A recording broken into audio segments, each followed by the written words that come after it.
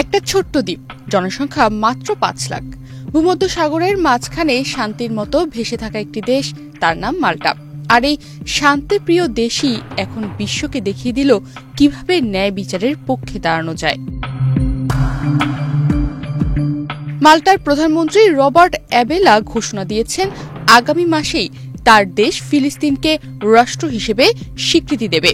এটা কোনো প্রতীকী ভাষণ নয়, বরং একটি সাহসী সিদ্ধান্ত যা আন্তর্জাতিক রাজনীতির খেলা বদলে দিতে পারে।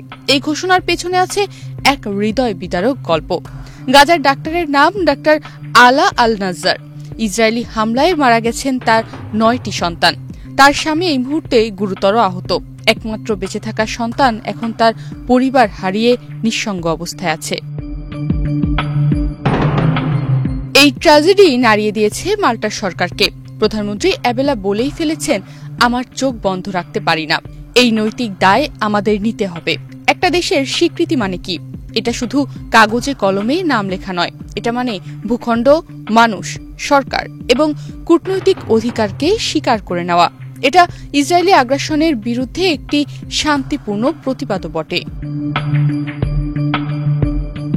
মাল্টা একা নয়, ইতোমধ্যেই আয়ারল্যান্ড, নরওয়ে এবং স্পেন ঘোষণা দিয়েছে তারাও ফিলিস্তিনকে রাষ্ট্র হিসেবে স্বীকৃতি দেবে। অন্যদিকে ইসরায়েল বলছে এটা একপাক্ষিক ও ক্ষতিকর সিদ্ধান্ত।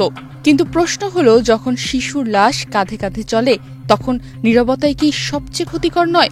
বিশ্বের শক্তিধর দেশগুলো যখন ক্ষমতার ভারে ন্যায়ের কথা ভুলে যায়, তখন ছোট্ট একটি দেশ আমাদের শেখায় কিভাবে মানবতার পাশে দাঁড়াতে হয়।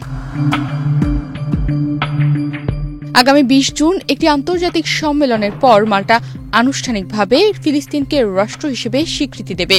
এই তারিখ শুধু একটি ঘোষণার দিন নয়, এটি হতে পারে ইতিহাসে একটি নতুন মোড় নেওয়ার দিন।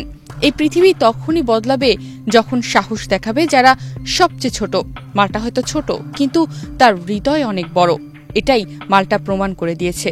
আর তাই এই গল্পটা ছড়িয়ে পড়া উচিত পুরো বিশ্ব জুড়ে, যেন প্রতিটা দেশ গাজার কথা ভাবে, গাজার মানুষের কথা ভাবে। তনিমা রহমান, বাংলাদেশ প্রতিদিন।